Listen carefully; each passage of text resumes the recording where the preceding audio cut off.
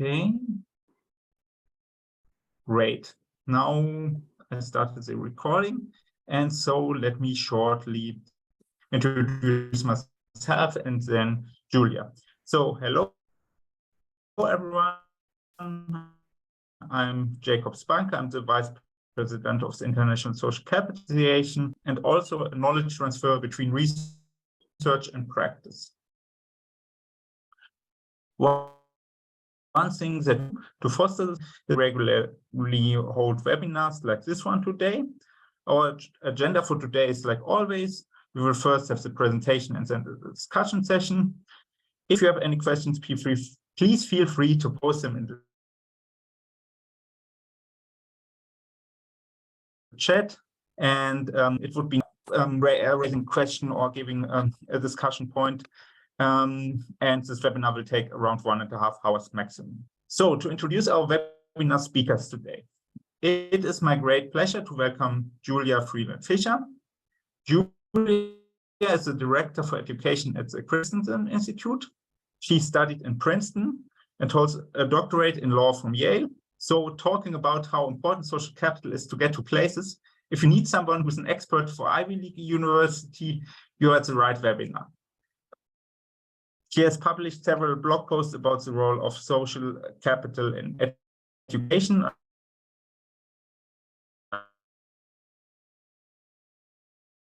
And also a book named Who You Know, Unlocking Innovation, Logical Go-To Person. We have so many teachers and other educators in our network, and therefore it would make sense to have a webinar about how to actually measure social capital outcomes in education. I'm personally very excited that we have this webinar, since we all know how important social capital is in education to have good learning outcomes and also to find a good place to study and a good job after university. But actually, I know so little about this topic. And Science VR was looking forward to learn more about how in education. So, Julia, thanks again for being with us today, and the floor is yours. Great. Okay, thank you so much, Jacob. Pleasure to be here. Great to see a couple familiar faces from my little corner of education and research, and great to meet some new folks as well. I'm going to share slides, but that means two things. One, Jacob or Tristan, who's on, or anyone else, please interrupt me if there's questions in the chat that I'm not addressing. Sometimes those don't pop up. And also, if the internet is breaking up, please put that in the chat so we can solve for that. And lastly, I have a really badly behaved hound dog named Lentil who might make herself known during this presentation. So apologies in advance for Lentil. She's a little bit of a nutbag. Okay, let me pull up my slides and we will get started.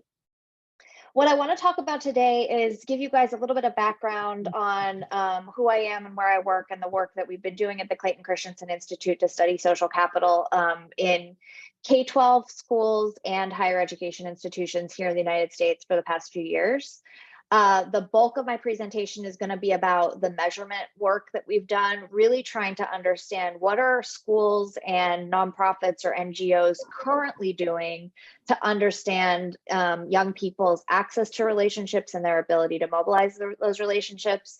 And then I'll end with a couple provocations around the opportunities and challenges that we've seen in this space, given what I understand to be the expertise of folks that join calls like this. Would love to sort of open up the discussion based on those dynamics that we're seeing, at least here in the US. Hopefully some of this translates to your context.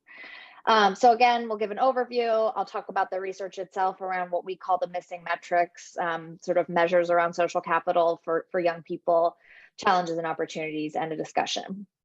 Just taking a step back, Clayton Christensen, for those who don't know, was a Harvard Business School professor, best known for coining the term disruptive innovation back in the 1980s while he was studying disk drives, which I will not try and make some very esoteric connection between disk drives and social capital. They are completely unrelated. But what Clay Christensen was trying to understand was which innovations scale and why. The institute he founded 15 years ago to take his theories of innovation that he really developed in the private sector and apply them to the public sector to understand what's happening in healthcare, in education, and global development that follows some of the same theories that he had developed in the private sector. And so our work when I first joined a decade ago was really, really focused on the rise of technology in classrooms as a more efficient and potentially more personalized delivery mechanism for learning. This was long before the pandemic sort of Zoom learning apocalypse that we saw unfold. But for a long time, the EdTech market has really shown potential for scaling access to more flexible learning options. And when I joined, I was really interested in those innovations, and yet I felt like there was a very incomplete story being told, which was we were talking in US education, at least, about what students knew and didn't know, and largely ignoring whom they knew. And the sort of blind spot to that approach, or I'd argue even sort of politically disingenuous element of that approach, is that we actually know from the research that opportunity really sits at the cross section of what students know and whom they know. And when I first started to dig in on this concept of social capital, I was looking at researchers like Mark Granovetter, who had looked at job getting, for example, and came across statistics that an estimated half of jobs come through personal connections. That's a rough estimate. We can bicker in the chat about the actual statistic. But even more recently, Matthew Hora at the University of Wisconsin, who's done a ton of research on access to college internships, which here in the US is really a gateway into the labor market post-college. He found that 53% of college students found their internships through personal connections with family, community members, or professors. What this tells us, right, is that opportunity is a social phenomenon. What you know matters immensely. I am not here to dismiss the value of learning and skills, but if we don't talk about the social side of opportunity, we are not talking about the whole of what a young person needs to get by and get ahead.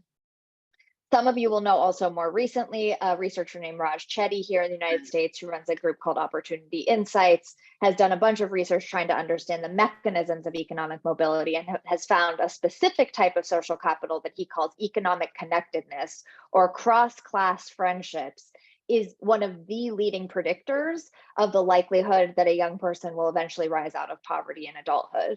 And again, I want to set some context here, at least here in the United States.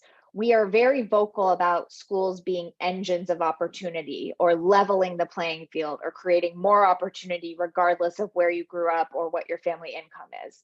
And yet I'd argue that schools have really not been designed to intentionally think about, are we brokering access to the networks young people need to get the jobs they eventually want?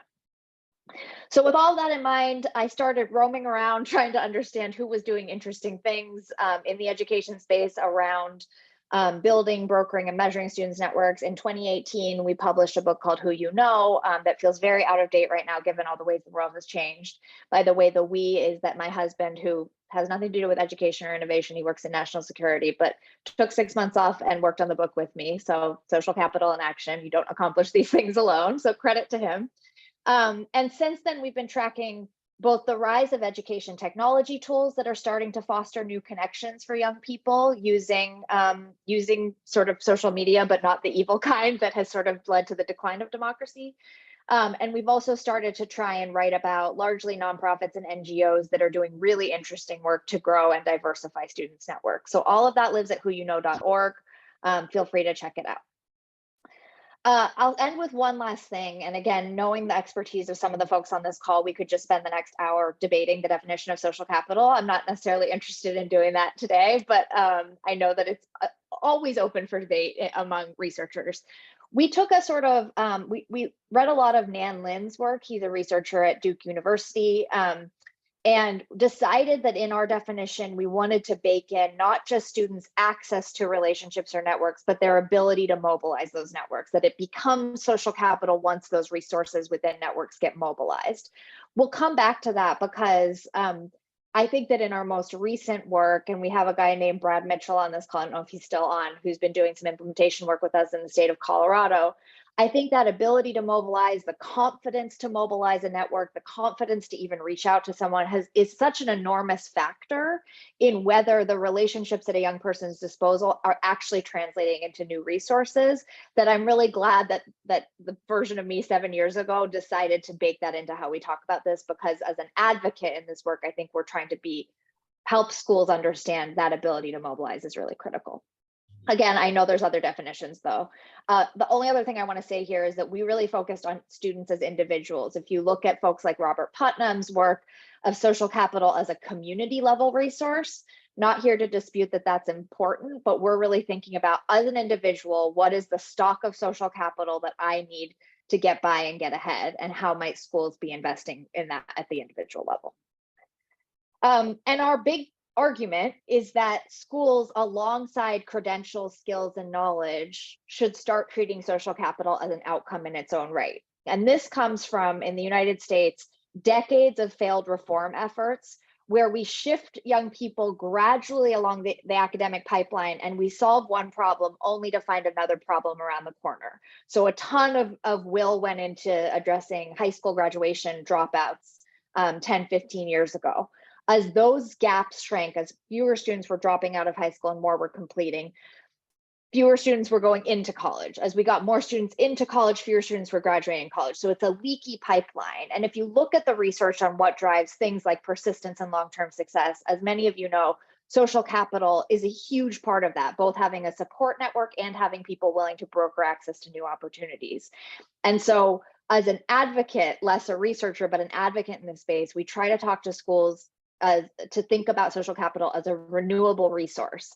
I've now met Jacob, our host today, a couple of times to plan for this webinar. He's now someone 2 years from now I could go back to and say, you and I are doing research on a similar thing. That ability to get back in touch and re-enlist a connection to exchange new resources makes for a really exciting investment for our young people, but not one that schools have typically had an eye on. Okay. That was just laying the groundwork. I'll now get into the topic of this webinar, which is measurement. And the reason that we entered into the measurement conversation is not because I am a psychometrician or a measurement geek by any stretch of the imagination. We entered in because the more we talk to both school leaders and philanthropy leaders and policymakers, the most common question that comes up is, okay, fine, I understand that social capital matters. Most people in power have enjoyed the benefits of strong social capital, but how do you measure it? And that became this way to dismiss it and say, it's too hard to measure, therefore we're not going to focus on it, and we're just going to focus on academics and test scores and skills. So we wanted to dispute that and say measurement is possible, and measurement doesn't just happen in the confines of the academy. It can happen in practical ways on the ground among schools and nonprofits. In addition, if anyone who has worked in a school or run a program knows that serves young people knows that many of the staff members and leaders are there because they care about young people and they are in relationship with young people. And so there's another sort of objection that sometimes gets raised when we talk about our work, which is we're already doing this. We don't need your fancy terminology to describe what we're already doing. And what concerns us about that argument is not that it's incorrect that they care deeply about relationships and may have relationships. It's that there's slim but troubling data suggesting that in fact, young people are experiencing very unequal access to relationships, whether it's based on demographic traits, family education level, or other aspects of their experiences or identities. And so that slim but troubling data tells us that, wait a second, we need to have a check on this assumption that just because you care about relationships, are all students accessing relationships and resources equally within your enterprise? That's why we talk about measurement. Our approach to this missing metrics research was pretty straightforward. I don't know how many of you have heard the term practical measurement. There's a paper by a UT Austin professor named David Yeager that looks at the idea that there's a lot of measurement conversations happening in hardcore basic research and even applied research around how to understand what students know, who students know, et cetera. But then there's more informal practices that direct service organizations take to actually just understand how their participants are experiencing programming. And we can learn a lot from those practical measures. We can learn what organizations care about, we can make sense of their data, and over time, you can seek to to validate those approaches, but you start with actually what are organizations already measuring, as opposed to trying to develop a measure in a lab and then transpose it into an existing organization. So we wanted to take that approach. We wanted to understand what are people already measuring. And we did that by identifying nonprofits at schools across the United States who were treating social capital as a programmatic outcome, meaning in their strategies, in their student surveys and the like, they had said, we're measuring student skills and participation engagement, but we're also asking them questions about whether they've grown their networks and whether they are successfully graduating with the network. So we did the work of identifying those programs and starting to understand what they were doing. We also, though, took a step back, and I should say the we here is my colleague, Dr. Manaz Charania and I. We took a step back and wanted to develop a simple framework based on the empirical literature. So it's great to find out that there's folks asking students about their networks, but what does the literature tell us needs to be true for us to be understanding what we know to be the multiple dimensions of social capital? On the next slide, I'll share what that is, but we tried to develop a simple framework that schools could wrap their heads around. It is very hard, as some of you may know, position generators or name generators, like there's great instruments developed by researchers in social capital sort of disciplines. It can be really hard to translate those strategies into a school setting where people are not steeped in the research. So we wanted to develop something that made sense to the layperson. Lastly, we wanted to collect concrete examples so that people could start to beg, borrow, and steal from one another's practices. And then finally, we wanted to take a step back and understand, okay, we know what people are doing. How might this be improved? What are the gaps and opportunities that I'll get into at the end? That 4-part framework I mentioned was again, it's going to look really simplistic to people who spend all their time talking about social capital. So apologies in advance on that. But we looked at a couple dimensions. So the quantity of relationships at a young person's disposal, the quality of those relationships, how they feel about the person, how much they are willing to sort of express trust and turn to people, structure of networks, and finally, ability to mobilize relationships. And the point here is that we brought to schools as we talk about this work is that social capital is multidimensional, right? And all of us can think about our networks through these different lenses and understand, yeah, when it comes to searching for a new job, it's partly a numbers game. When it comes to getting access to support, it's obviously a quality game. The structural diversity of our network actually matters immensely if we want to have options. Long-term options come from people who are members of many different networks versus a highly redundant one. And we wanted to streamline those to help schools understand there's different things that we might want to measure. There's also different things we might want to get better at, right? There's some organizations in the space who are very clear that they do not want to be brokers of networks. It is too capacity constraining. They just don't have the staff or manpower to do it. So they've really chosen to double down on, we're going to build our young people's ability to mobilize relationships because we're not actually trying to optimize for quantity, quality, or structure. So this framework also, we found, gives people some ways to find their own themselves in what they're doing. Okay, so I'm going to put up a couple examples here. Sorry, this is I've committed the cardinal sin of putting 2,000 words on a slide. So you guys can have access to these slides afterwards in the paper where they're contained. But I'm showing you, because I decided I was in the company of people who really cared about measurement, I'm showing you the appendix of the paper, which typically that is reserved for like 3 readers. But the appendix to me is the most exciting part because it's where we have these concrete examples of what a number of organizations have been measuring over the years. Something to point out here, these are sample measures around quantity of students' networks, and some organizations, Braven is a group that works with college students, helping first-generation college students towards a path to gainful employment. They really ask about not just how many people do you know. I mean, that first question is a pretty blunt force. What are the number of connections you've made on LinkedIn in the course of our intervention? But then they're asking also about whether students possess particular types of relationships who may be serving a particular function. This numbers, the quantity of relationships question is in some ways the most straightforward and the place that we always urge folks to think beyond. Because just racking up a bunch of LinkedIn connections for anyone who uses that tool, you know that the ROI on that will depend not just on the number, but on the nature of those connections. Next, quality. I will say that a number of organizations have really leaned into one particular quality framework established by a youth development research nonprofit here in the United States called the Christensen Institute. If you have not seen it, their framework is called the Developmental Relationships Framework. I'm happy to put it in the chat when I wrap. But the Developmental Relationships Framework to me is really powerful because it goes beyond measuring care as the only dimension of quality for a relationship in a young person's life. So anyone who has children, I have 2 little ones, I am the first person to admit that I want people around my children who care about them and who express care. But if we look at the totality of social capital literature, we know that care is but one element of a productive or well-resourced connection, right? And so as organizations have looked at Search Institute's framework and worked closely with them, they started to ask other questions like, is this individual helping me as a young person imagine new possibilities? Are they connecting me to others? Are they making me feel supported and challenged? And so those, you're getting more quality nuances there. And we also think that you're actually, in some cases, getting a sharper understanding of the particular resources that young people are accessing through different relationships, which again, if we think about the kind of core definition of social capital as the resources that travel through relationships, that's a helpful insight that gets deeper, that gets sort of a deeper understanding. Another thing to call out here, only one nonprofit or school in the entire sample that we've looked at has ever used a name generator.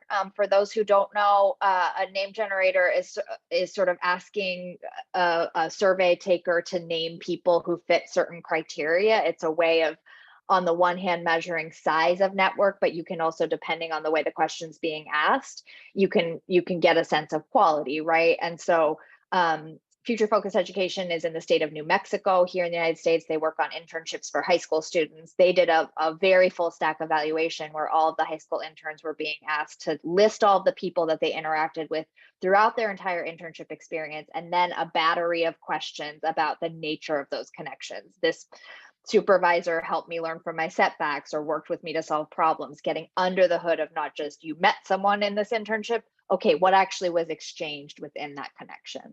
That's again very rare because it's incredibly onerous, as we'll get into in a second. What all schools and nonprofits are trading off against is that we already survey students to death. We don't want to create an even longer survey. How do we efficiently get at sort of the nuances of quality?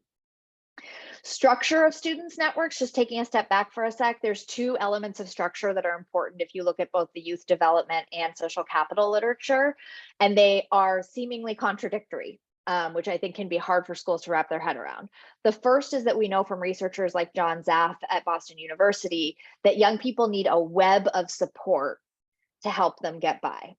This is in contradiction with a phrase that somehow became very popular here in the US 5 years ago or so, that every child needs at least one caring adult. And that is really actually a little bit misleading, because what the literature tells us is you actually need more than one caring person to have a robust support network. You need different types of people you can turn to depending on what challenges or risks you're facing. So on the one hand, if you look at the structure of a young person's network, what you'd want to see around them is a tight-knit web of support. Conversely, as young people are exploring future possible selves and trying to navigate their way into college and career, you actually want to see structural diversity. You want members of a student's network to themselves be members of other networks. And so that tight-knit web of support versus a much more diverse network can sometimes, I think, be confusing for what should our program or school optimize for, depending on what we want for our students. What I will say here is, for researchers on the call, obviously social network analysis is an exciting and sophisticated methodology for understanding the structure of networks. At the same time, that methodology is rarely sort of made available to educators on the ground. So there's very few people who are doing social network analysis within capacity constrained nonprofits or time constrained schools, even though that tool, I think, has a lot to say long-term about how students' networks are evolving. And lastly, this idea of students' ability to mobilize networks, right? Our networks are only as useful as our ability to mobilize them or their willingness to push in and help us. And so the measures that we saw here tend to bridge sort of confidence, mindsets, and also behaviors. I am partial to behavior questions. What you see on a lot of school surveys is, do you feel good about your network? Do you feel like you could ask people something? I'm much more interested in the last 3 months, have you activated your network? Do we have evidence of network activation? I think that's a better proxy for what we would want to see as evidence around that ability, although still an imperfect one. I'll say lastly, what we looked at were a number of items from different programs that kind of combined these. I think given the need for efficiency on surveys, that's one place for programs to pay attention of how might we ask a young person a question about the size and quality of their network at once. I'll just point out here 3 that stand out worth mentioning. One is the idea of relationship mapping. This is something that's very common. Daniel Basil, who's on the call, has done a ton around this at the community and individual level, but relationship mapping comes mostly from the social work world, but it's a way to visualize networks. And that's something that a number of schools have started to do, mostly to understand relationships inside the school building. How much students trust their teachers and how much teachers feel they have strong connections with their students. Versus understanding students' broader networks, although some of that is starting to happen.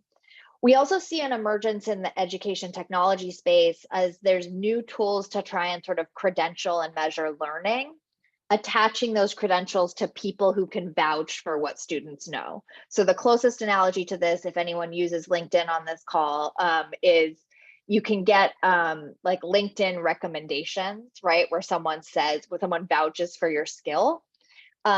The tool Trovit that we highlight here is essentially like that. Students are recording, here's a project that I did, and here's the person who worked with me on this project. And that person can essentially show their feedback on the platform. I think it's a really interesting way to essentially build out student social credentials on a more of a learning platform. And then lastly, I don't know if Ed DeJesus is here today, but he's presented on previous webinars for this group. His organization, Social Capital Builders, has built out an amazing curriculum here in the United States for young people to learn about concepts of social capital and then practice building, mobilizing it. He's built into his product a self-assessment, which I actually am really high on this idea. I think that schools and nonprofits right now are so capacity constrained that the more that we can be putting data in the hands of young people that helps them make sense of their networks, reflect on their networks, reflect on ways to deepen and diversify their networks, the better. So shout out to Ed's work there. Okay, again, cardinal sin, way too many words on here. I put this here so that you guys could have the slides after and click into these links, but I just want to name a couple other instruments for you to be aware of for those of you who are practitioners on the ground. The Search Institute, who I mentioned, they, with funding from the Bill and Melinda Gates Foundation, created a social capital full stack survey a couple years ago designed for young people, so worth checking that out. The survey methodology for the Brookings Institution's How We Rise project is really impressive, so I've linked to that here. We're also seeing in the higher education space, in the college space, a couple really interesting indicators kind of rise up in analyses across colleges. So Strata has looked at the frequency with which students report participating in what they call social capital building behaviors on campus. These are behaviors like attending career fairs, engaging in internships, reaching out to alumni. It's revealing troubling gaps between continuing generation and first generation students, but it's also giving, I think, some metrics that individual colleges and nonprofits could start collecting to be able to compare to a national sample. Lastly here, a couple technology tools, and we'll talk about this a little more in a second, but technology tools really, I think, have immense unrealized potential in this space. But there's a group called BASTA out of New York City that's built a career diagnostic that has integrated social capital measures into that diagnostic. So it's not just saying, what are you interested in? What are your skill sets and mindsets? And here's careers to consider. It's also asking, what types of networks have you built? Who have you been exposed to? And how might we coach you to diversify your networks if you actually want to explore new options, or deepen those networks depending on your career goals and looking for folks that could help you break into a given industry. Lastly here, there's a rise of technology tools that are partnering directly with colleges to try and serve as essentially brokers between employers and college students. they are starting to build very large, compelling data sets that they are analyzing and publishing on to understand trends of young people's behaviors on those platforms. So I've linked to some of those here as well. Okay, that was a lot of words. So I'm just going to pull up the chat and see if there are any questions that I want to tackle. Daniel, I'll start with yours. Research about social capital of nonprofit orgs, the effects of fundraising, volunteers, and the tutor. So for those who can't see the chat, this is Daniel Basil's question about nonprofits themselves and their stocks of social capital. It's not something I've been so perhaps blindly focused on students as individuals that it's not something I've looked into a ton. What I do want to name here, I'll sort of go on a little bit of a tangent, Daniel, but maybe it will resonate. And when we have a discussion, maybe you can give your answer to your own question. What I've seen in the nonprofit space is that when we look at nonprofits' approaches to building and sustaining social capital, both for their youth participants, but also for their enterprise, to your point, I think there can be a little bit of an identity crisis as to whether they are in the business of skill building or brokering. And from an organizational capacity standpoint, those are two very different capacities, right? Being able to build and deliver high quality curriculum and experiences that build students' social skill is very distinct than being able to have a team and maybe an army of volunteers who are able and willing to be brokers of new networks on behalf of young people. It's, in my experience, much rarer to find organizations that have really nailed the latter because there's not a business model to support that. So that's maybe a very wonky answer, but now whenever I talk to nonprofits, I sort of ask them to first think philosophically, are you in the business of skill building or are you in the business of brokering? Most will say both. And then you have to understand, okay, how can you be excellent at both of those given capacity constraints? So that's just one quick thought. Okay, I'm also not planning to keep you guys for an entire hour and a half because that's insane for those of you who are in Europe and it's like the middle of the night or maybe dinner time because you eat late. But I'm gonna zoom through a couple more slides and then open it up for conversation and we can try and end at the top of the hour. I just want to talk about, even as we've started to surface these very concrete dimensions of social capital and concrete survey items that schools and nonprofits could consider, there's really still some challenges and opportunities in this space that I think we have to be aware of. The first is like understanding a baseline, that if a student is part or a young person is part of a program or a school, should we assume that they are building social capital? I've looked a ton at a researcher named Mario Luis Small's research. Among other things, one of his big contributions to the literature was pointing out that institutions themselves are brokers of social capital. So early in social capital research, it sometimes was framed as purely a family phenomenon, if you look at Coleman's work, or it was framed as a community phenomenon. But the source of social capital was always a little bit confusing. Mario Luis Small really put a stake in the ground and said, all institutions are brokers of social capital. The distinction he draws, though, that I think is really helpful is most institutions are not purposeful in that pursuit. His great example that, again, I can relate to with a 1- and 3-year-old is daycare pickup and drop off. So the fact that daycare pickup and drop, and this is actually what he studied in New York City, the fact that daycare pickup and drop off happens at a certain time every day, it's a routine, means that parents are actually more likely to meet, more likely to strike up conversations and perhaps share intel about whatever parenting struggle you are encountering on a given morning. But beyond that, daycare centers are not particularly optimized for building those parent-to-parent networks, even though those could be really powerful from an early childhood sort of intervention standpoint. And so we think of schools and nonprofits as inherently as brokers, but by and large, non-purposeful brokers.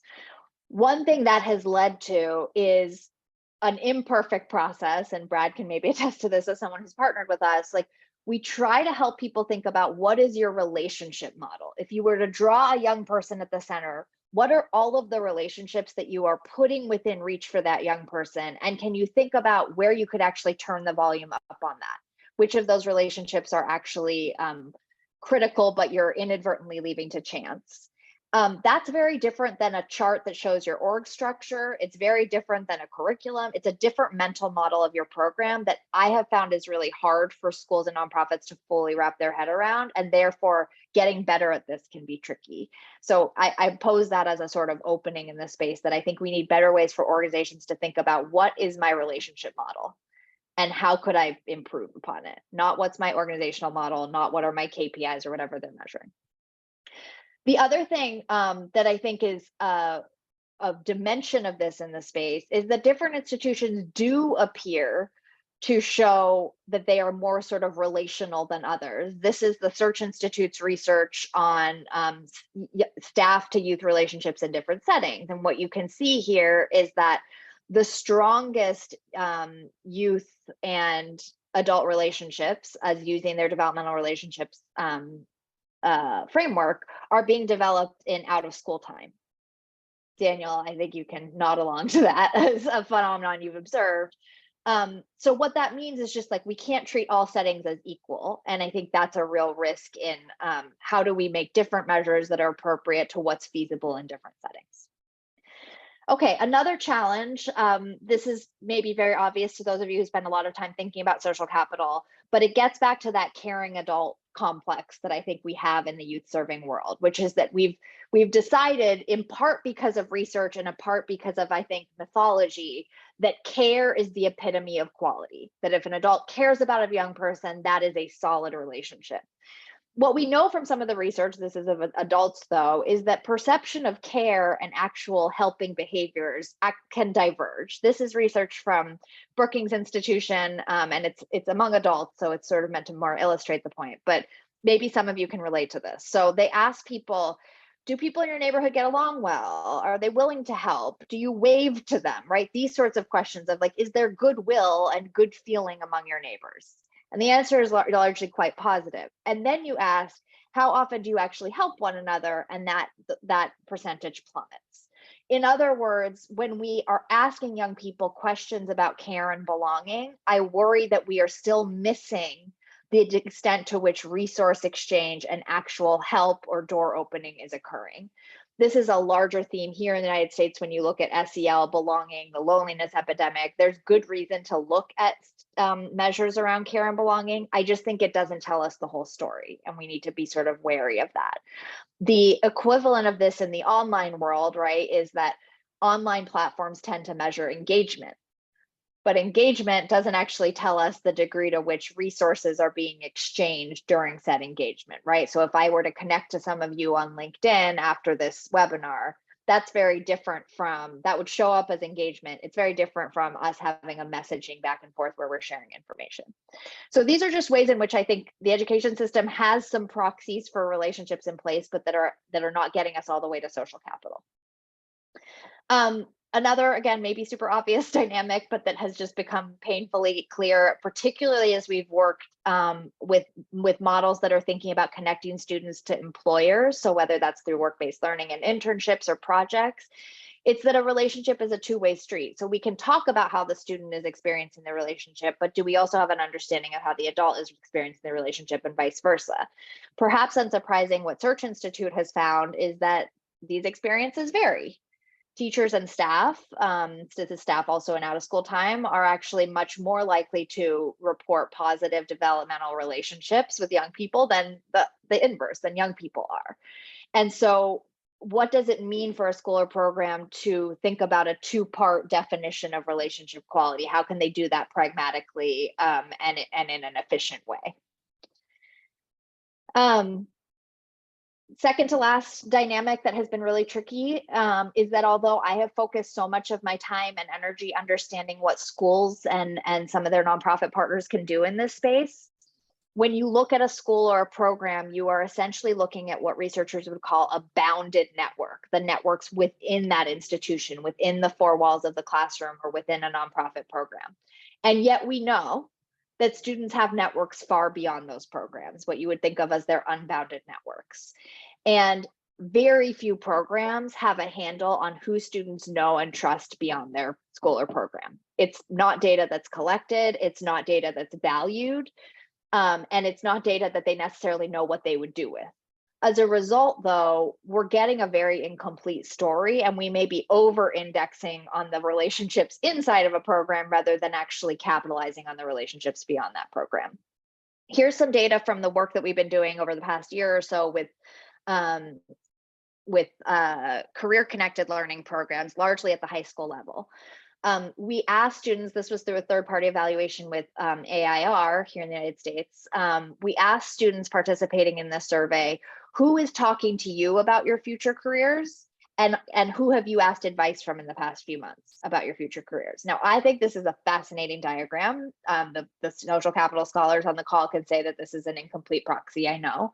But what does this tell us? It tells us a couple things. One, that family relationships rule the day, even though if you're inside of a school, you're so focused on teacher-student relationships. Consistent with other research on school quality, actually family connections trump teacher or other inside school staff connections. The other thing this tells us, though, that I think is the big opportunity is that young people are sitting on largely undercapitalized networks, at least when it comes to thinking about their futures. So the students that answered this survey, it's not that they don't know athletic coaches or neighbors or after school staff or members of their faith community. It's that they're not having conversations with them about their future. And I just point this out as a long runway for innovation for schools and nonprofits to think about, rather than trying to engineer new relationships inside of the program. How could you start to unleash the social capital that is latent within students' existing networks? I'm going to skip this one. And then lastly, what's the role of technology? I already alluded to this, so I'll just show you a couple examples, but I'm basically only interested in looking at tech tools that are measuring something beyond engagement. Engagement is the thing that has led to Facebook and Twitter creating echo chambers and some positive resource exchange, but by no means addressing longstanding social capital gaps and opportunity gaps. And so what measures can go beyond that? Well, we have a couple, I think, really interesting examples emerging. You can start to understand in a big data way, data on network utility relative to engagement. So you could tell students, or you could assume, the more networking you do, the more useful you will find it. That's a little bit of a gross oversimplification. But People Grove, which is again a platform for sort of mentoring and job seeking for college students, has actually found that to be true. You can see that in this diagram up on the left. You can also start to create matching opportunities on the basis of interest. Some of you will know the term homophily, which is the idea that similarity breeds trust. So often when we are introducing a young person to a potential mentor or an employer or what have you, we shoot ourselves in the foot because we emphasize dissimilarity. We talk about how this person is older and wiser and more experienced, and we don't do the work to surface similarity. Likewise, we're seeing that phenomenon in near-peer mentoring inside of colleges, but this data on the left is from a tool called Near-Peer, where they were actually able, through their tool, to start to surface more topics that students care about, start creating matches around those topics, and observe stickiness as a result of that, stickiness of those relationships. Again, not something you couldn't do offline, but something you can do much more efficiently online. And then lastly is just network visualization. There's some research to suggest that by making the invisible visible, by allowing a young person to see the totality of their network, that inspires both awareness and likelihood to mobilize that network. And yet, sort of maintaining a dynamic map of your relationship at any given time. It's interesting. It's something LinkedIn thought about doing and sort of killed that project in their product roadmap. But there are very few tools to do that, but some are emerging. This is Visible Networks Lab, a tool developed by a researcher out of University of Colorado.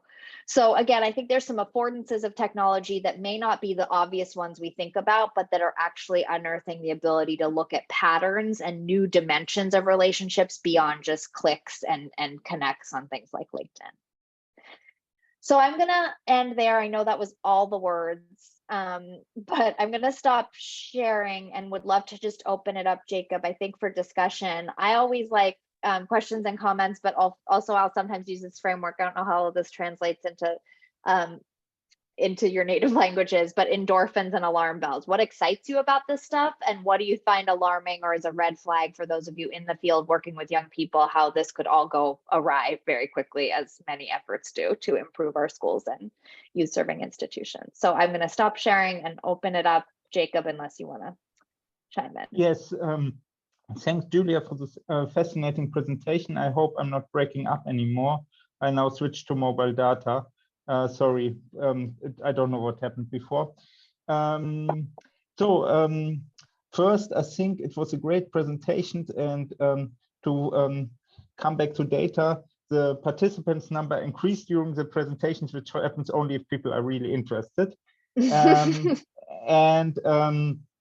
I think we have at least two questions. One divided in two questions is from Steve. Stephen, do you want to ask the questions yourself? Otherwise, I can read them from the chat. Sure, I would be happy to. Thank you so much. And Julie, I think this is the second time I've heard you present. And I just want to say the book is so inspiring, the work of the Christensen Institute. Thank you for the presentation today. My two questions for you are, if you have any examples of survey indices that you're aware of that have reliably captured those 4 different dimensions: quantity, quality, structure, and ability, that would be really interesting. And then also, if you have any awareness of either studies or tools that are exploring the co-formation of social capital with other outcomes, such as growth mindset. Yeah, I have a love-hate relationship with both these questions because I wish I had a beautiful answer, Stephen. And thanks for coming to hear me again. So no, survey length is like the big Achilles heel right now in the space. And I think the items I was showing you, again, this is why we were really passionate about this practical measurement approach, is not because they're validated yet, but because if we could get some R&D dollars or research dollars to take a few of those items and attempt to validate them, it might actually be more realistic that more schools and nonprofits would pick them up, right? Just baking a survey over here and hoping that people adopt it is, I think, a less promising path to scale and impact than starting with what people are doing and improving from there. There's like cents on the dollars in terms of R&D investment in this topic, and that's part of the reason why. And unfortunately, there's also a measurement and evaluation industrial complex where the measurement firms in the space are incentivized to get more dollars to build more complex instruments. So I'm just going to put that out there as we need disruptive innovation in the measurement space. I will say, like, this is me talking, and I would love to get schooled by researchers on this because, like I said, I'm not a psychometrician at all. But that chart I put up around who's talking to you and who are you seeking advice from, I'm really interested if something like that is an elegant starting point that actually people can do something with based on the work we've done for the past year, almost a ratio of access to ability to mobilize. I think that gets at the heart of this work without being overwhelming, and the side-by-side nature of it I like. But that's just me having fallen in love with that diagram because it's revealed a lot to our partners. The second piece around co-formation of social capital and other outcomes, double click on the R&D spending issue.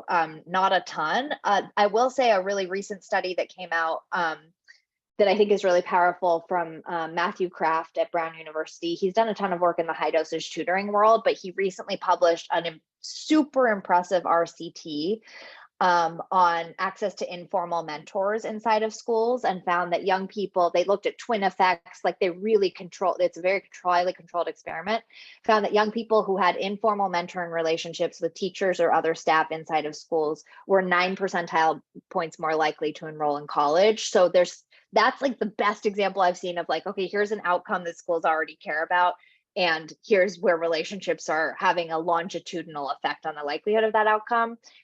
Very different from the co-formation question you're asking. So in other words, like I'm seeing a little bit happen in the longitudinal RCT space, less in the co-formation space. But again, I think we have researchers on here who should add to this, our growing understanding of who's studying that.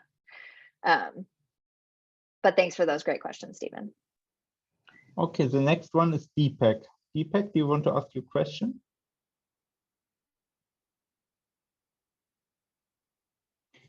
Okay, then I read it from the chat. Could Could considering cultural dimension through this matrix provide a more comprehensive understanding in terms of social cohesion, trust, and collaboration? Yes, 100%. And I think, like I said, this was an attempt to simplify and perhaps oversimplify. And I think a lot of the items around particularly quality and maybe network structure are deeply imperfect proxies for cultural capital, which is sort of a cousin to social capital, but interacts with it. What we've seen in our work more on the design than the measurement side. So what are schools and programs actually doing to help young people become aware of their social capital, help them to tap into their existing networks in an asset-based way, but then also grow their networks, is that cultural context matters immensely. So for example, we've been working over the past year with a group in Hawaii. Hawaii, I don't want to over essentialize or simplify, that has a fairly diverse population, but also leans more collectivist culture than mainland culture. As a result, there are relational norms that mean that students and young people are deeply aware of the relationships in their lives, and at the same time may feel like it is stepping out of bounds to ask adults around them for career help. That is not a cultural norm. The cultural norm is to sort of behave, again, in a more collectivist fashion. So Hawaii is actually thinking about, based on what they learned from the past year pilot, trying to sort of infuse social capital into some of their career pathways work, is thinking about doing some much more sort of foundational work to define social capital within Hawaiian culture in a way that resonates with young people, aligns with those norms, but also expands young people's horizons and their confidence in enlisting the help of adults around them in their career pathways. So that, I think, is a great example of like dipping their toe in, recognizing that some of the constructs that we were using and that others in the space have used around social capital lean a little more individualist. Another example here in the United States is addressing racial inequity and systemic racism when talking about social networks, understanding that young people of color may be far less likely to mobilize a network if they have had negative interactions with people of different races and the like, and being able to have proactive conversations with young people around that versus sort of avoiding it or whitewashing it. So those are two examples where more on the intervention side than the measurement side, cultural context has come up. But I think that, like many things in education innovation, design and measurement actually have to be evolving in tandem. Would love to hear others' thoughts on that front as well. Okay, we have another question from Emily. Emily, do you want to raise the question? Sure. I was just wondering, in schools, a lot of schools are lacking the capacity or funding or time to, I guess you could say, do work on top of what they're already doing. I was wondering if you had any recommendations on how to bridge some of those gaps or to create opportunities where we might be able to start measuring some of these things that is not a burden to schools or school districts. Yes, Emily, the other like bajillion-dollar question right now, right? I think honestly, when I started this work, it was at a time when there was more innovation capacity and energy in schools. The pandemic really decimated capacity to do anything on top of what's on teachers and counselors' plates right now. And so I'll give maybe two answers, and would love to again hear from others in this call who I actually think are trying to answer that question in their own work. So one hypothesis I have is that as much as I come to this work through the lens of understanding that there are real opportunity gaps contained within relationship gaps, meaning if I don't inherit a network into the industry I'm interested in working in, I actually face more barriers breaking into that industry. And our institutions right now aren't doing a great job of leveling that playing field. That being said, what we have observed in the pilots we've been running over the past year or so is that asking educators to serve as brokers is a much heftier, bigger ask than asking them to integrate skill building. By skill building, I mean that ability and confidence to mobilize a network, maybe even their existing network, maybe not new connections. And so I think short modules focused on the ability to mobilize a network. One curriculum that we've pointed partners to is called Connected Futures. It was developed, it's connectedfutures.org. You can find it. It was developed by really leaders in the mentoring research field here in the United States. Initially for first generation college students to learn skills and mindsets to mobilize resources on campus, and now adapted to a high school setting as well. That sort of intervention feels light lift enough to fit within a teacher's scope and sequence without breaking the bank or they're, having them burning the midnight oil, so to speak. Very different from saying, now your job is to be a broker of social capital. What we also found, I don't know if Brad is still on the call, but Brad and his colleagues at Generation Schools Network in Colorado were working with us on community and career connected learning initiatives in middle and high schools. And part of that model was to bring project-based learning in which employers were part of projects into classrooms. One variable that quickly became apparent was that a teacher's ability to find those employer partners was a direct result of that teacher's access to or lack of social capital, him or herself. And so just also, I think, Emily, being sensitive to the fact that what's feasible for one teacher based on their stock of social capital might not be feasible for another. I do worry that there's a little bit of overgeneralizing of everyone is capacity constrained versus different teachers might have different strengths. So those are two thoughts. The last thing I'll say that's just as a lesson learned on my end, I thought that data would just inspire action, even in this climate. I thought if we could just get good measures around relationships and social capital and put it in front of school leaders, they would reallocate resources accordingly, right? Even with constrained resources. But there was a small foundation, I won't name them, but that funded some work in a large metro area in some public high schools to actually do some really comprehensive relationship measures of both peer-to-peer connections and student to teacher and staff connections. The data that they got back from these 4 high schools was fairly abysmal, particularly around peer networks, which I don't think have recovered post-COVID. And we're not talking enough about that because those peer networks become professional networks and friendship networks in adulthood that matter both to getting by and getting ahead. But the data was really compelling, and this foundation subsidized the entire project, put the data in front of school leaders, and they didn't act upon it. And it's for the reason that you named, Emily, but I think it was a real awakening for me that my sort of technocrat fantasy that data drives behavior is not true in this current climate. It has to be data plus low dosage strategies. Again, that's maybe let's not end on that note, Jacob. Maybe there's more questions, but that's sort of my take of what we've seen so far. Yeah, we have now quite a number of questions, but first Heather has raised her hand. Heather. Thank you very much.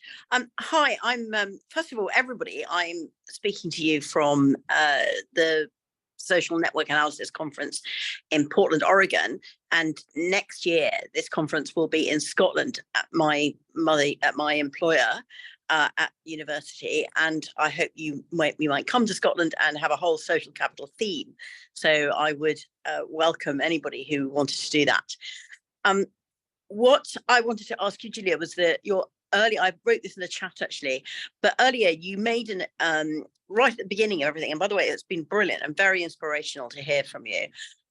I wanted to know whether you had seen a good measure of your first assertion, which you also just repeated, which is that it needs someone to be able to mobilize. And it's all very well having a network, and as you said, LinkedIn is in theory a network, but in my experience, if people aren't prepared to return your message or your email or your contact, then they're not really in your value of social capital. Have you seen any measure that works for that actually determines what proportion of the network is actually valuable? I've started asking people, who do you think would return your telephone call or your message in order to ascertain whether or not it is actually able to be mobilized? Yeah, Heather, I feel like you could maybe school me on this question based on your own expertise. So in terms of the practical measures that we collected, like trying to understand what are people doing to try and measure that, we have a list of those. I am skeptical, but this is purely my read on it. I am skeptical that anything about attitude is a complete enough metric, that it's just like, how do you feel about this person doesn't actually tell us whether that person would return the call. So I'm more interested, if you look at, for example, the Brookings survey that I linked to, the How We Rise survey. I'll share the slides at the end of this presentation, or Jacob can, but if you look at their actual survey methodology, which was designed by a firm called Econometrica, they were looking at adults' education, job, and housing networks in 4 major US cities, and had a series of questions. I'm not recalling them off the top of my head, but that were akin to what you're saying, likelihood that someone would answer your call, what have you, lend you $5, right? Those sorts of questions, but that were, I think, benchmarked against actual behaviors versus just perceptions, which is, again, to me, better evidence of mobilization. But I, again, in the youth serving space, have not seen great examples of this. Would love for people to put in the chat if you have. Because I will say, though, again, as you say, mobilization, which I absolutely agree with. I think that if mobilization is what matters, then then we have to be able to measure what part of it is. Are we delivering to students? I mean, are we delivering? School level, I'm delivering it at university level, but we have to be delivering a network that is able to be mobilized. Otherwise, it is of no value at all. And as you say, some of that is also to do with, have they got the skills to mobilize it? So have they got the confidence? Have they got these things? But also, even if they pluck up the confidence, is someone actually going to respond to them?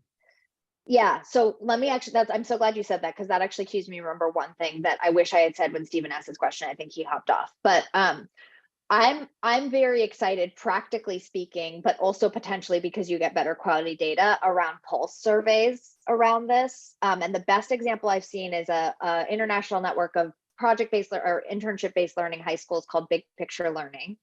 Has built a tool for their high school interns who are going to workplaces 3 days a week to learn. It's a tool called InBlaze, where they are able to submit through an app dynamic surveys daily or weekly. And as a result, they have, some of their schools are asking, did you talk to your supervisor today? Did your supervisor introduce you to any of their colleagues this week? You're getting real-time data about, I think, network mobilization. And it's not just on the student front, which I think we haven't even talked about here, right? But it's like, we can intervene on students all we want. We probably also have to intervene on adults being willing to share their social capital with students, particularly students who are not part of their family, right? For all of this that I've been laying out to work. And that pulse survey approach, I think, gets you a better sense of what's actually happening inside the student experience at what cadence, versus these much bigger order questions about your network sort of at a random point in time. Does that make sense? So I think technology makes pulse surveys way more affordable than they were 10 years ago. So InBlaze is the tool that we've seen high schools using to do that for work-based learning experiences. You could picture the same thing in a school. It's just not quite as frequent that we see that of, you know, how many of your peers did you help this week or what have you. There's infinite ways you can measure that, but thank you. That's glad really you mentioned that. Yeah. One personal question I feel is somehow related to this topic. Are you aware of any survey or any study which researches this active part of networks, or this gap between what people think they do and what they actually do in different communities? So do we know, for example, that this gap is, or my hypothesis would be that in Ivy League universities, where there's a huge incentive for professors even do brokering, and there are huge resources, that the gap between thinking I do something and really doing something is smaller than in broken societies in the Rust Belt. Are you aware of any studies researching this? And somehow also related to this, what would you recommend to a head of school of a high school in the Rust Belt to do as first 3 things? Yeah, those are just big questions, Jacob. So, and I suspect you have your own inklings on that I would love you to share with this group. I think in terms of beliefs versus actions, this is, and I will say, even with your Ivy League example, one thing that we are really pushing institutions on, and we've made very modest headway, is ask these questions of yourselves and disaggregate data by demographics. Because even in an Ivy League setting, if you look at the belonging data, students of color, first generation students are not actually accessing resources from their professors at nearly the same rate as their continuing generation peers. Again, that has to do with the confluence of social and cultural capital, and sort of norms that high schoolers are being taught before they even get on campus if they attend private high schools. There's a really fascinating study by a researcher named Tony Jack at Harvard called The Privileged Poor that really unpacks that phenomenon, this idea that we assume that once a student has made it to an elite campus, they've sort of arrived, but their experience is very depending on their social and cultural capital. Okay. The second part of your question around sort of helping behaviors, I think I'm struggling with your question in part because there's different kinds of help. So I have focused a lot on this call on sort of access to professional networks as a proxy for access to professional opportunity, which is distinct from what sort of high trust, close-knit communities may be doing to help one another get by. And so I worry about essentializing, like, okay, maybe Ivy League schools have optimized for professional opportunity and optionality, but maybe other communities have actually optimized for support, and we shouldn't conflate those two different types of social capital. So I don't, that's a very dissatisfying answer. To your last question on what would I tell a high school, was it a high school principal in the Rust Belt? Was that your question? Yeah, sorry, you changed places on my screen. That's why I was looking disoriented. I will be bullish on this. Brad, who's on the call and raised his hand, so I will let you chime in next, Brad, but I will be bullish on this. Start by asking who your students know, because we have created a lot of, for those who aren't from the United States, the Rust Belt is a sort of partially economically depressed region where industry has sort of left. It's sort of being rebuilt, but they're then importing a lot of talent versus locally growing talent within their own systems.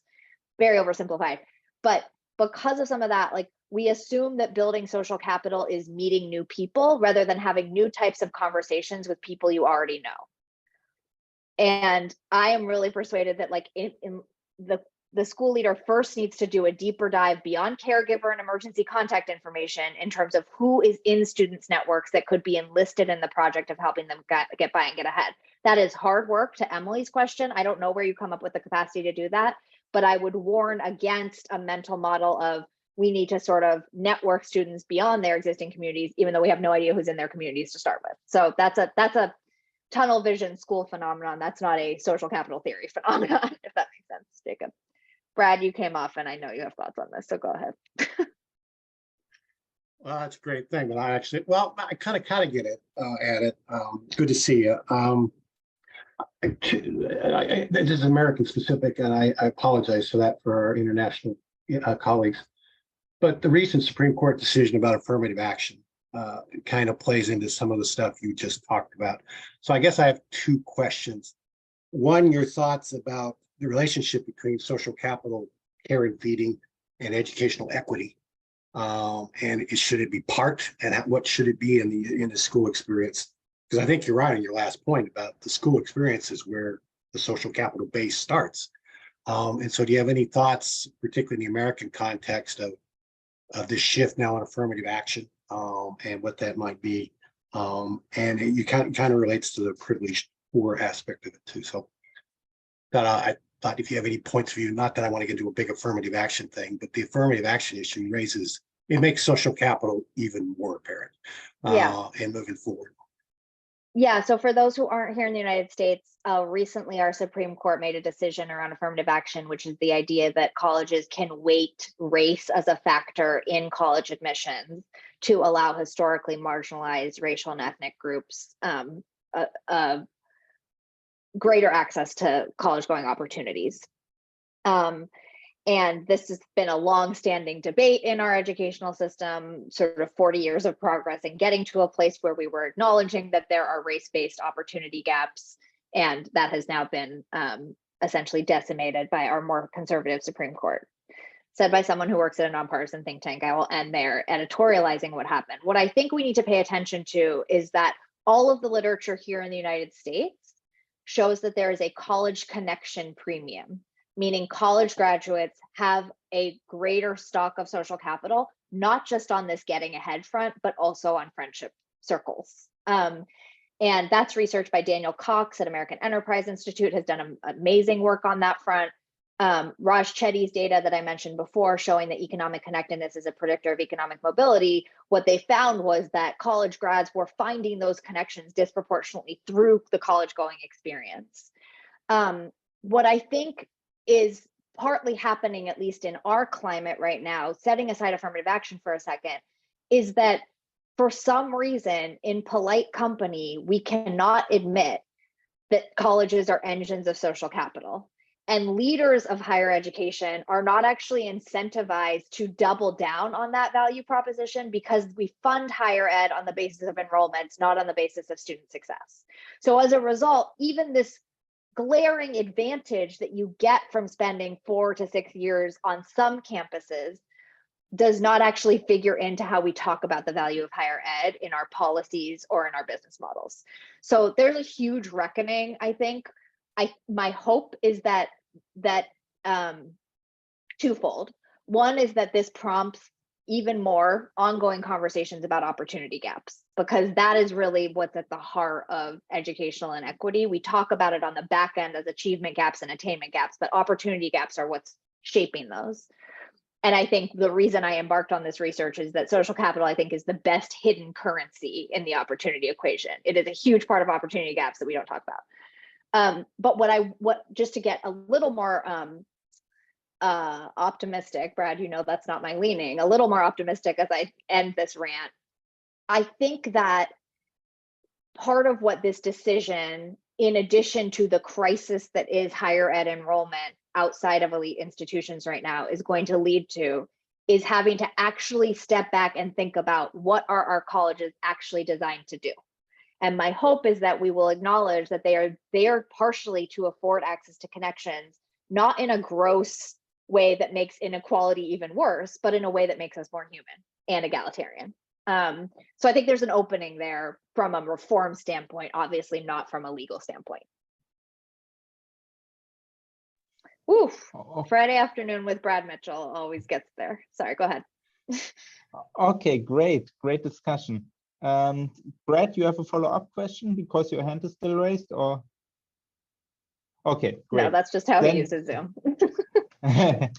Okay, you seem to know each other better. Fascinating that we dive how many social capital communities, sub-communities exist.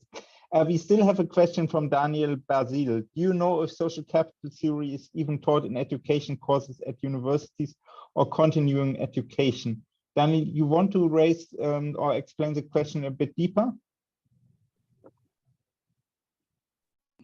Thank you for hosting today. I've been following Julia's work at Christensen Institute for a few years now. I go all the way back to Robert Putnam and Bowling Alone, bridging and bonding social capital. The intentionality of this work, I think, is really important. I think the longevity of this work, the building trust does not happen with the first meeting. It's a continuous process. I think the demographic understanding is critically important. Big cities of concentrated poverty are like islands of poor people surrounded by oceans of wealth, and yet the distance between them is constantly expanding. And without intentionality of school or non-school programs to create bridges that make connections and sustain them over time, we'll continue to see a lot of the gaps that we're looking at. The hard work of this is that if you're working with a 9th grade student or 7th grade student and you're connecting them with a mentor or tutor in an organized program, and a donor says, how many of your kids have graduated from college? I say, well, they're still in 7th grade. I won't know that for 8 or 9 years. And I may not be here, you still won't be funding me. And so the longevity of outcomes is a really difficult thing in terms of applying value to these types of programs. In my own case, I'm really fortunate that I've stayed involved here in Chicago for 45 years. And so I'm connected on Facebook with the first boy that I mentored back in 1973. You know, he's now much older, obviously. He's got 2 kids that have finished college already. I'm connected to other kids too, and I'm seeing them talk about their own kids and the successes their kids are having. I'm having some of them step forward and say, gee, Dad, thank you very much for what you did to help me. But the field doesn't have that longevity to know those values in a way that I see the value of what you're talking about. I will provide the ongoing funding to enable it to happen because I believe it can happen in these places if it happened in those places. So there's just all kinds of challenges involved in what we're talking about. Totally. And I don't mean to just dismiss. Oh, go ahead, Daniel. Yeah, let me follow on that. I'm connected to a number of the leading people in the mentoring research field. And I sad to say that just not a lot of them talking about social capital. And again, the intentionality. How do we design a program to build, to enable connections to grow and to keep those people connected for multiple years, not just a few sessions or Yeah, and I think honestly, one of the reasons why social capital hasn't been as emphasized in some of the mentoring research is that the way that funding streams work, mentoring programs, although the staff themselves believe deeply in the enduring power of relationships, their business models are banking on more short-term outcomes like academic achievement, like college access or persistence. And as a result, they are being studied against those outcomes as opposed to saying, are you creating enduring stocks of social capital that students can dip back into? Even though, again, we know, Daniel, to your point, that there's this longitudinal sort of potential longitudinal value there. Let me just say 3 things that came to mind as you were talking just quickly. One is, if you haven't seen it, Daniel, checking out Matthew Kraft's latest research on informal mentors in schools, I think it's a way to start threading this needle to say these relationships that are being fostered now can create longer term outcomes that you policymakers or foundations care about. So it's like the idea that relationships can be leading indicators to those long-term outcomes. The second that you sort of alluded to with using social media is that when I started doing this research, particularly in technology, I was like, am I going to be obsolete because is social media addressing social capital gaps? Like suddenly we can find anyone on the planet at the press of a button.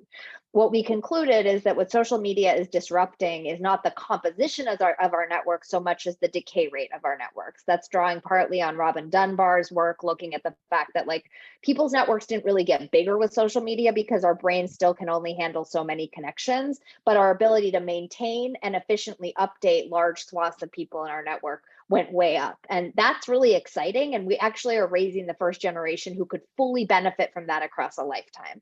So that's actually, I think, really exciting, Daniel. It doesn't solve for the incentives problem, but at the individual level, it can solve for some of the durability challenges of kind of maintaining a network.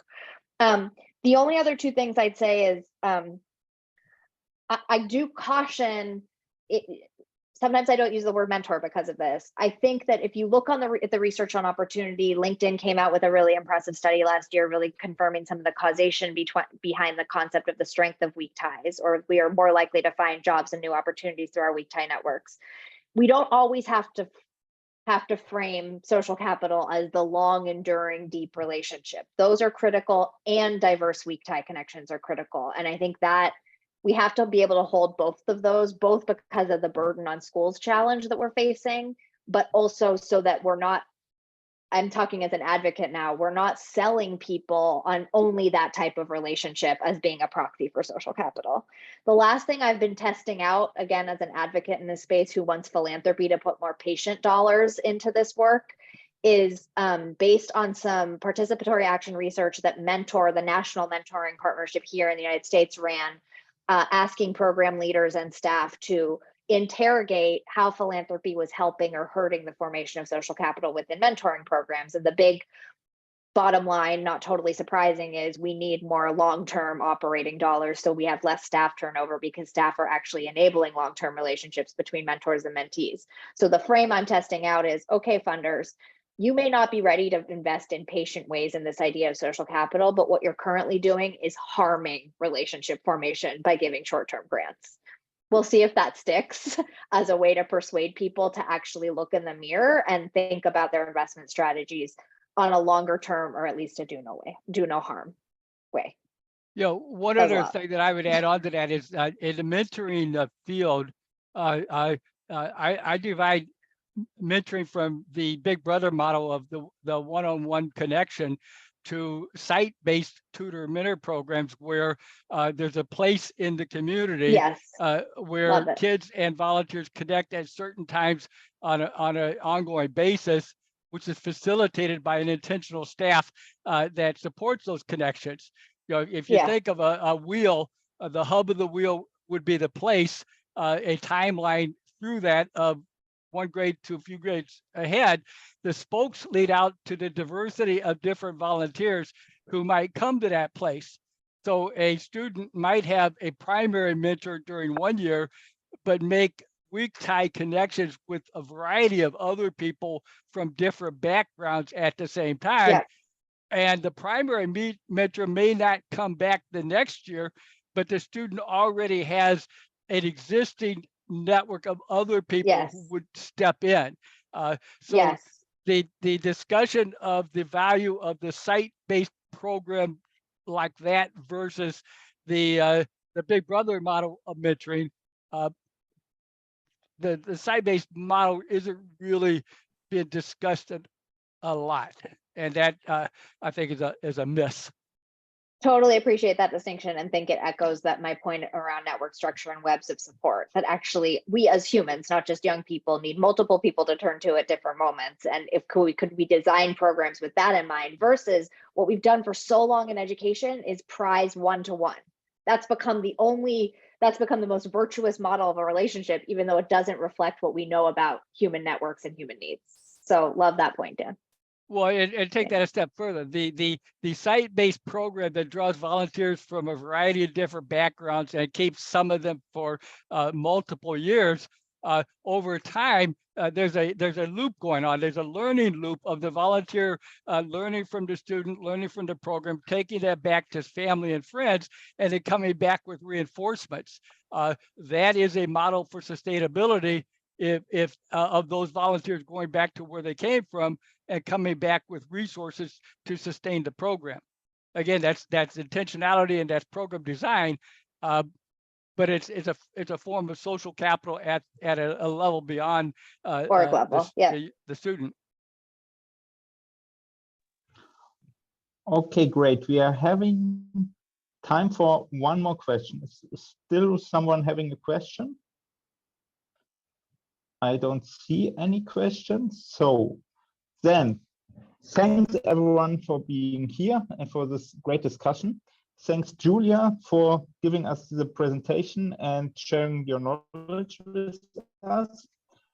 And we are planning some more events in the next time. So check our newsletter. We are sending out regularly. And we have now also started our own Mighty Network site, where we are having discussion groups. For example, we could also have a discussion group about social capital in education. And it's member only, but we have 3 months of free trial for everyone who wants to try it. And of course, we would like to have you as members, and or perhaps someone of you want also to volunteer. We are also always looking for people helping us organizing webinars and so on. And thanks again. And Julia, do you want to say anything? No, thank you so much for having me. I put the slides and my email info in the chat if anyone wants to talk further. This is obviously what I think about all day, every day. So love to talk about it. And thank you again for inviting me, Jacob. Okay, then let's give a round of applause to Julia. And then thanks for being here, and have a good day, good evening, whatever. And talk to you soon.